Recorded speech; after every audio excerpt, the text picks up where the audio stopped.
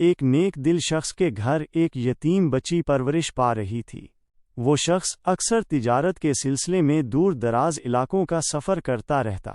جب بھی وہ گھر سے باہر ہوتا تو اس کی بیوی اس یتیم لڑکی کو سنبھالتی۔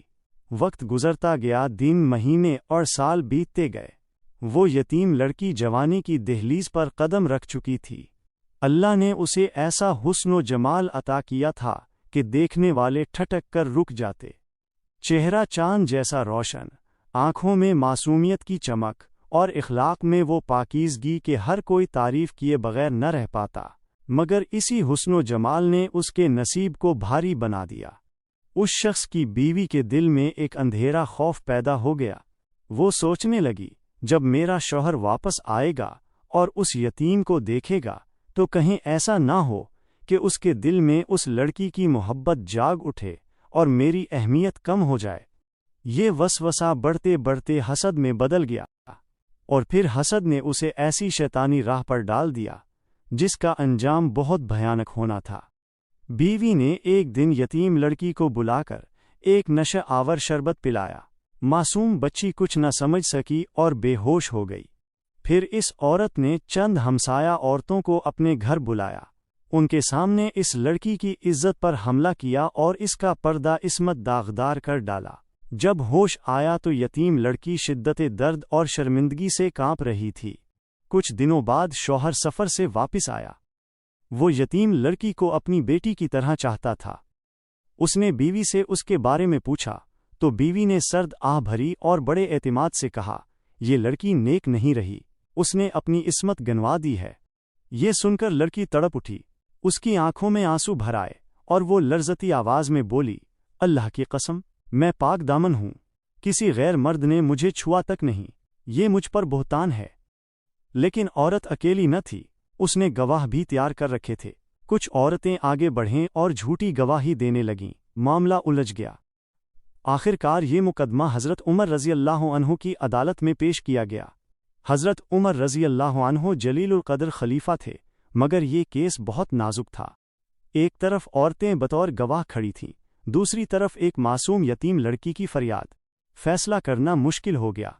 حضرت عمر رضی اللہ عنہ نے سوچا اور کہا، یہ معاملہ علی علیہ السلام کے پاس لے جاؤ، ان سے بہتر فیصلہ کرنے والا کوئی نہیں۔ جب سب لوگ حضرت علی علیہ السلام کے حضور پہنچے تو وہ منظر بڑا جلالی تھا۔ امیر المؤمنین علیہ السلام نہایت سکون اور روب کے ساتھ بیٹھے تھے۔ لوگ سامنے کھڑے تھے۔ یتیم لڑکی رو رہی تھی اور اس کی سسکیاں دل کو چھید رہی تھیں۔ حضرت علی علیہ السلام نے عورت سے فرمایا، کیا تیرے پاس اس لڑکی کے زنا پر کوئی پکا ثبوت ہے؟ عورت نے غرور سے جواب دیا، ہاں، ہمسایہ عورتیں گواہ ہیں، انہوں نے اپنی آنکھوں سے دیکھا ہے۔ حضرت علی علیہ السلام نے حکم دیا کہ ان عورتوں کو بلایا جائے۔ جب وہ عدالت میں حاضر ہوئیں تو مولا علی علیہ السلام نے اپنی زلفکار میان سے نکال کر اپنے سامنے رکھ دی۔ فضا میں ایک سنسنی پھیل گئی۔ پہلی عورت کو بلایا گیا، اس نے آ کر وہی جھوٹ دہرایا۔ حضرت علی علیہ السلام نے اسے دوسری عورتوں کے پاس واپس نہیں بھیجا تاکہ وہ سب آپس میں بات نہ کر سکیں۔ پھر دوسری عورت کو بلایا گیا۔ حضرت علی علیہ السلام نے اس پر نگاہ ڈالی اور فرمایا، کیا تو مجھے پہچانتی ہے؟ میں علی بن ابی طالب ہوں اور یہ ذوالفقار میری تلوار ہے۔ اب سچ کہہ دے جیسے اس عورت نے سچ کہا، میں تجھے امان دیتا ہوں۔ اگر تو نے سچ کہا تو محفوظ رہے گی، اور اگر جھوٹ کہا تو اس تلوار سے 2 ٹکڑے کر دوں گا۔ عورت کانپ اٹھی، اس کے چہرے کا رنگ زرد پڑ گیا۔ وہ تھر تھراتے ہوئے بولی، الامان، الامان، مجھے امان دیجیے، میں سچ کہتی ہوں، یہ لڑکی پاک ہے، اس نے کوئی گناہ نہیں کیا۔ اصل میں اس کی ستیلی ماں نے اسے نشہ پلا دیا تھا، اور پھر ہمارے سامنے اس کی عزت لوٹی گئی۔ ہم نے جھوٹی گواہی دینے پر مجبور ہو کر حامی بھری تھی۔ یہ سنتے ہی عدالت میں سناٹا چھا گیا۔ یتیم لڑکی کے آنسو خوشی میں ڈھلکنے لگے۔ اس نے آسمان کی طرف دیکھا اور دل ہی دل میں کہا، یا علی علیہ السلام، آپ ہی مظلوموں کے مددگار ہیں، اللہ آپ کو جزائے خیر دے۔ حضرت علی علیہ السلام نے بلند آواز میں تکبیر کہی، اللہ اکبر، میں وہ پہلا شخص ہوں جس نے جھوٹے گواہوں کو ایک دوسرے سے الگ کر کے حقیقت ظاہر کی۔ پھر حکم صادر فرمایا، اس عورت کو حد قذف کی سزا دی جائے، کیونکہ اس نے یتیم لڑکی پر جھوٹا الزام لگایا۔ اسے اس مرد سے جدا کر دیا جائے تاکہ اس کی شیطانی چالوں کا سلسلہ ختم ہو۔ شوہر نے حکم کے مطابق بیوی کو طلاق دے دی۔ جھوٹے گواہوں پر بھی اوپر 400 درہم کی سزا نافذ کی گئی، اور سب سے بڑھ کر حضرت علی علیہ السلام نے اس یتیم لڑکی کا حق مہر اپنے ذاتی مال سے ادا کیا اور اس شخص کو اس سے نکاح کرنے کی اجازت دی۔ یوں ایک معصوم یتیم لڑکی کی عزت بحال ہوئی، وہ جو دنیا کی نظروں میں رسوا کر دی گئی تھی۔ حضرت علی علیہ السلام کے عدل کی برکت سے نہ صرف بے گناہ ثابت ہوئی بلکہ عزت و وقار کے ساتھ ایک نیا گھر بھی بسا سکی۔ یہ واقعہ ہمیشہ کے لیے عدل علوی کی عظمت کا روشن چراغ ہے۔ یہ بتاتا ہے کہ ظلم چاہے کتنا ہی گہرا کیوں نہ ہو، آخرکار انصاف کی روشنی اسے مٹا دیتی ہے۔ اسلام میں یتیم کا مقام بہت بلند ہے۔ قرآن و حدیث میں بار بار یتیم کے حق کا ذکر آیا ہے۔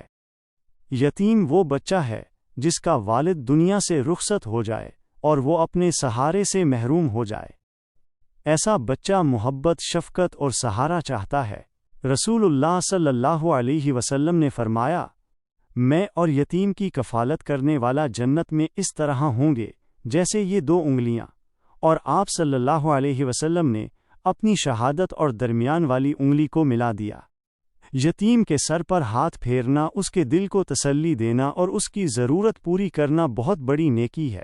جو لوگ یتیموں پر ظلم کرتے ہیں یا ان کے مال میں خیانت کرتے ہیں، قرآن ان کے لیے سخت وعید سناتا ہے۔ یتیم کی پرورش صرف مالی مدد نہیں بلکہ محبت، تعلیم، تربیت اور عزت دینا بھی شامل ہے۔ معاشرے میں یتیموں کا خیال رکھنا دراصل اپنی آخرت سنوارنے کا ذریعہ ہے۔ دوستو، اگر آپ کو یہ ایمان افروز واقعہ پسند آیا ہو تو ویڈیو کو لائک کریں، کمنٹ میں اپنی رائے دیں اور اسے دوسروں کے ساتھ شیئر کرنا نہ بھولیں۔ اور ہاں، ہمارے چینل کو سبسکرائب ضرور کریں تاکہ آپ آئندہ بھی ایسی ہی خوبصورت اسلامی ویڈیوز سے مستفید ہوتے رہیں۔ جزاکم اللہ خیرن۔